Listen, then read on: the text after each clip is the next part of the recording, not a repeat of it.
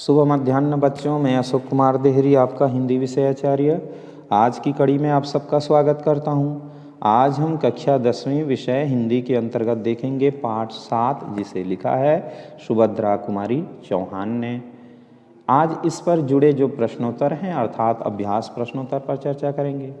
चर्चा करें इससे पहले मैं आपसे अनुरोध करना चाहूँगा, यदि अब तक आपने हमारे चैनल अशोक कुमार देहरी हिंदी क्लासेस को सब्सक्राइब नहीं किया है तो प्लीज़ सब्सक्राइब कर लें, लाइक करें, कमेंट करें और शेयर भी कर दें। और यदि आपने सब्सक्राइब कर रखा है तो सब्सक्राइब करने की कोई आवश्यकता नहीं, क्योंकि सब्सक्राइब एक बार होती है, लाइक कमेंट शेयर बार बार होते हैं। तो आइए ज़्यादा देर न करते हुए पाठ पर देखें, जो प्रश्नोत्तर की कड़ी है उन पर चर्चा करते हैं। कविता में किस प्रकार की सृष्टि रचने की मृदुल कल्पना की गई है? तो इसके जो उत्तर हैं हम छोटे छोटे पंक्तियों में कम शब्दों में लिख सकते हैं। और इसका उत्तर इस प्रकार से होना चाहिए कि कविता में संसार के शोरगुल से दूर एक नई सृष्टि रचने की कल्पना की गई है। अर्थात यही क्या है? तो मृदुल कल्पना है। अगला प्रश्न है, कवयित्री को किस प्रकार का जीवन व्यतीत करने की चाहत है और क्यों? कवयित्री को रूखा सूखा खाकर, सरिता अर्थात नदी का निर्मल जल पीकर, छल कपट से दूर रहकर जीवन व्यतीत करने की चाहत है, इच्छा है। इससे वे काव्य के समान सुंदर और सानंद पूर्वक जीवन व्यतीत कर सकें, यही उनकी इच्छा है। कविता की पंक्ति सरिता के नीरव प्रवाह सा बढ़ता हो अपना जीवन का भाव स्पष्ट कीजिए। तो यहाँ पर नीरव प्रवाह सा बढ़ता हो जीवन। तो देखते हैं, इस पंक्ति का भाव यह है कि शांत, नीरव अर्थात होता है रव रहित, तो शांत निर्जन वन में जीवन नदी के जल की भांति शांत और गतिशील हो, अर्थात जीवन शांत एवं सरस हो। अगला प्रश्न है, रुचिर रचनाओं से कवयित्री का क्या आशय है?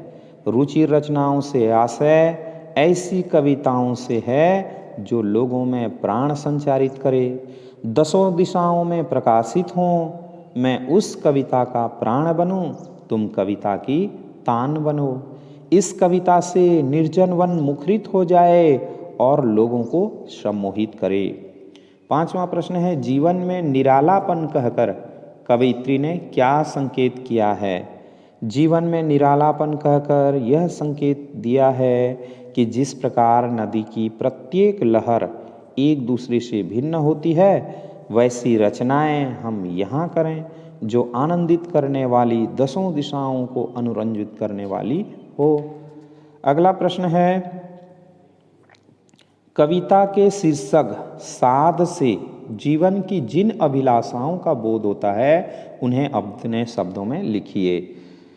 कविता के शीर्षक साध से जीवन की जो अभिलाषाएं व्यक्त की गई हैं वे इस प्रकार हैं। कवयित्री कल्पना के कोमल पंखों पर सवार होकर शोरगुल से दूर एक नई सृष्टि की रचना करना चाहती हैं। शांत वन में नदी के किनारे पर पत्तों की कुटिया बनाकर रहना चाहती हैं। वहाँ उन्हें छल कपट से दूर रूखा सूखा खाकर नदी का जल पीना है, वृक्षों की शीतल छाया में सुंदर जीवन बिताना है। नदी के प्रभाव सा शांत जीवन हो, वहाँ अमर प्राण भरने वाली कविता की रचना करूं जिससे दसों दिशाएं गुंजायमान हो, यही इनकी इच्छा है। अगला प्रश्न है, तुम कविता के प्राण बनो, मैं उन प्राणों की आकुल तान, निर्जन वन को मुखरित कर दे प्रिय अपना सम्मोहन गान। तो उपयुक्त काव्य पंक्तियों का भाव अपने शब्दों में लिखिए। कवयित्री कहती हैं कि मैं प्राणों की व्याकुल तान बनूंगी और प्रिय तुम उस कविता के प्राण बनो। इस कविता से निर्जन वन में भी आनंद का वातावरण हो जाए एवं गान से पूरा जंगल सम्मोहित हो जाए। पाठ से आगे हम अपने जीवन को कैसा बनाना चाहते हैं और आसपास के लोगों तथा प्रकृति से हमें कैसे सहयोग मिलता है, आपस में चर्चा कीजिए। तो इसे देखते हैं। हम अपने जीवन को आदर्शपूर्ण बनाना चाहते हैं। इसके लिए आसपास के लोग हमारी सहायता करें या न करें, प्रकृति हमारे साथ होगी। हम उसके अनुरूप अपना जीवन व्यतीत कर सकते हैं। दूसरा प्रश्न लेंगे, तो आइए देखें दूसरा प्रश्न क्या है। यहाँ पर जीवन के प्रति अपने मन में उठने वाली लहर या कल्पनाओं के बारे में विचार करते हुए इन्हें लिखिए। प्रत्येक व्यक्ति के मन में अपने जीवन के प्रति भिन्न भिन्न प्रकार की लहरें उठती हैं। अनेक कल्पनाएं मनुष्य अपने जीवन के बारे में करता है। कभी शांत जीवन की कामना रहती है, कभी जीवन में विकास की इच्छा उत्पन्न होती है, कभी जीवन आसान लगता है, कभी महान बनने की कामना होती है। मन सदैव चंचल एवं गतिशील बनकर कल्पनाएं करता ही रहता है। तीसरा प्रश्न है, आपके आसपास ऐसे लोग होंगे जो अभावों में रहते हुए भी दूसरों का सहयोग करने को सदैव तत्पर होंगे। ऐसे लोगों के बारे में साथियों से चर्चा करें एवं उनके भाव लिखें। तो इसको इस प्रकार से लिख सकते हैं कि हमारे आसपास ऐसे अनेक लोग हैं जो समय की रोटी का बहुत मुश्किल से जुगाड़ कर पाते हैं, फिर भी लोगों की सहायता करते हैं। चौथा प्रश्न, आपको किन किन कवियों की कविताएं अच्छी लगती हैं? आपस में चर्चा कर उन कवियों की विशेषताओं को लिखिए। यह भी बताइए कि वे कविताएं आपको क्यों अच्छी लगती हैं।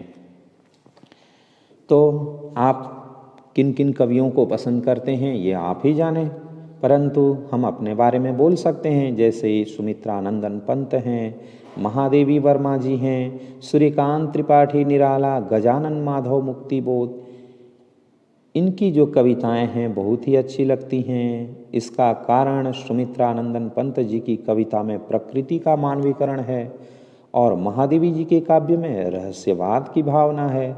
सूर्यकांत त्रिपाठी निराला की प्रगतिवादी कविता है और गजानन माधव मुक्तिबोध की कविताएं नई कविता हैं। इनमें जीवन का संघर्ष छिपा हुआ है। आगे देखें भाषा के बारे में। विशेषण संज्ञा अथवा सर्वनाम की विशेषता बताने वाले शब्दों को विशेषण कहते हैं तथा जिन संज्ञा अथवा सर्वनाम शब्द की विशेषता बताई जाती है उसे विशेष्य कहते हैं। प्रस्तुत कविता में विशेषण और विशेष्य पदों का सघन प्रयोग कवियत्री द्वारा किया गया है, जैसे मृदुल कल्पना, नवीन सृष्टि, पर्ण कुटीर, सरल काव्य आदि। पाठ से अन्य विशेषण और विशेष्य को ढूंढकर वाक्यों में प्रयोग कीजिए।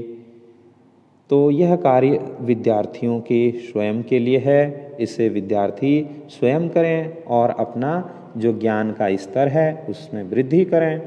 अगला प्रश्न लेते हैं। कुछ विशेषण शब्द क्रिया की विशेषता बताते हैं, जैसे ऊंची कूद, तेज चाल, धीमी गति आदि। क्रिया की विशेषता बताने वाले इन विशेषणों को क्रिया विशेषण कहते हैं।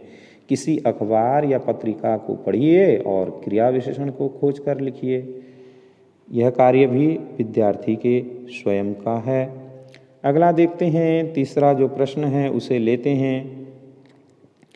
कविता में दिए गए विशेष्य पदों में नए विशेषण या क्रिया विशेषण को जोड़कर नए पदों का निर्माण किया जा सकता है, जैसे मृदुल कल्पना, निर्मल छाया, सुरीली तान, निष्काम जीवन। कविता में प्रयुक्त कुछ अन्य विशेष्य नीचे दिए गए हैं। इनमें विशेषण या क्रिया विशेषण लगाकर नए पदों का निर्माण कीजिए, जैसे आक्षेप, कुटीर, काव्य, प्रवाह, रचनाएं, वन, तान, प्रांत, विजन, नदी आदि।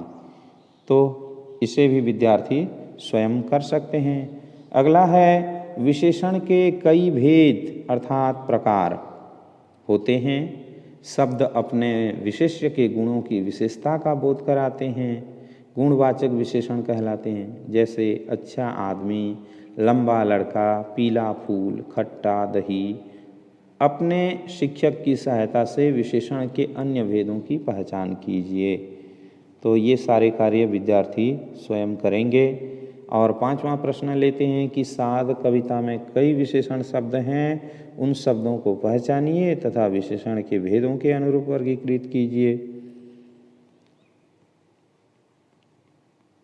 अगला देखते हैं, कविता में प्राण भरना अर्थात जीवंत करना मुहावरे का प्रयोग हुआ है। प्राण शब्द से संबंधित कुछ अन्य मुहावरे इस प्रकार हैं, जैसे प्राण सूखना, अत्यंत भयग्रस्त होना, प्राण पखेरु उड़ना अर्थात मृत होना, प्राणों की आहुति देना, बलिदान करना। प्राण शब्द से अन्य मुहावरे खोजकर उनका अर्थ लिखिए तथा वाक्यों में प्रयोग कीजिए। तो यह कार्य भी विद्यार्थी के स्वयं के लिए है। विद्यार्थी इन कार्यों को स्वयं करेंगे, क्योंकि वाक्य उनको बनाना है, इसके अर्थ तो यहीं पे दिए गए हैं। अगला है योग्यता विस्तार। आइए देख लेते हैं योग्यता विस्तार में क्या दिया है। कुछ कविताएं प्रकृति के कोमल भावों को अभिव्यक्त करती हैं। कोमल भावों को प्रस्तुत करने वाली कविताओं को पुस्तकालय से ढूंढकर साथियों के साथ वाचन कीजिए अर्थात पढ़िए और शब्द, अर्थ, भाव, तुक आदि पर विचार कीजिए। सुभद्रा कुमारी चौहान की अन्य कविताओं जैसे कदम्ब का पेड़, मेरा नया बचपन, मेरा जीवन, खिलौने वाला को खोजकर पढ़िए और भाव लिखिए। तो यह सारे कार्य विद्यार्थी के स्वयं के लिए हैं। इससे क्या होगा, करके सीखने की जो भावना है उस भावना को बल मिलेगा और विद्यार्थी वास्तव में सीख सकेंगे।